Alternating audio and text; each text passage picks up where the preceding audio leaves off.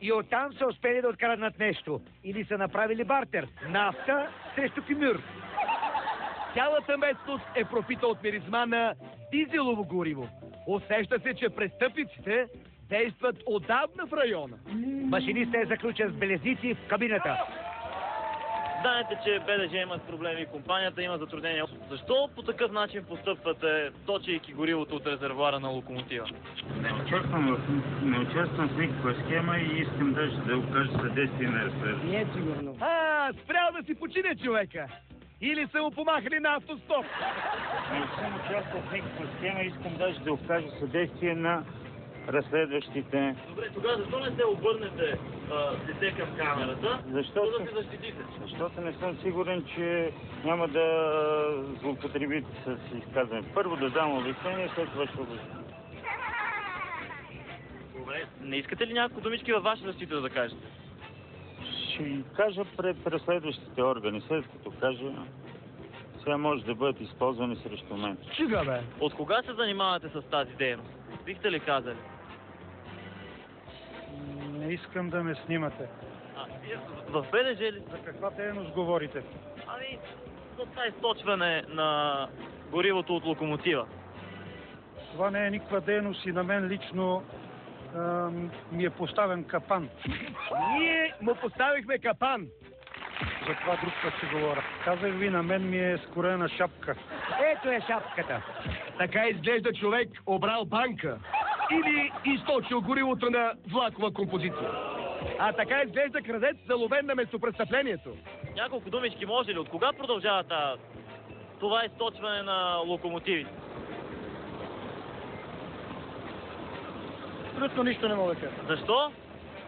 Това е най-младият член на бандата. Отдавна е известен на полицията за отглеждане на растения, за наркотични вещества и за разпространение на наркотици. Пита се в задачата, защо е на работа в БДЖ?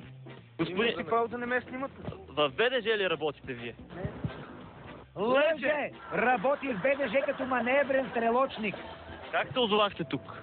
Бяхме на километър и половина от тук с колата ми и ме докараха тук. Колата е така наречената отцепка. Този човек е стоял в нея, за да наблюдава околността и да сигнализира при опасност.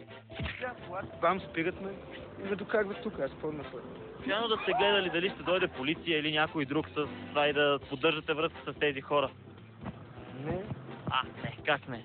Бихте ли ни разказали малко по-подробно как протече акцията по задържане? Значи бяха задържани общо 6 лица. Бяха задържани от полицейски служители, които участваха в организирана полицейска операция. Във връзка с подаден сигнал от вас, господари на ефир. Тези лица са хванати в момент на точене на нафта, като са се оплашили заедно с машината, са тръгнали да бягат. Колега е успял да спре локомотива и локомотива е хванат на мястото до тубите, където всъщност са наточени нафтата. До това място не може да се стигне, освен с лаз, нива или високопроходим джип. Предполагам, че това е доста така силно организирана група за източване на нафта и злоупотреби от БДЖ. В нашите репортажи имаме лицата и на други хора, които се занимават с тази дейност. Ще бъдат ли предприяти мерки от органите на МВР за тяхното издирване и задържане? Задължително ще се проведат оперативно-издирвателни мероприятия и евентуално при залавянето им процесуално-следствени действия след това. От кога източвате нафта? Тук това не мога да ви кажа, честно. Обещавате ли, че повече няма да участвате в такива неща? Категорично обещавам, че ще гледам, да не участвам. Рачков!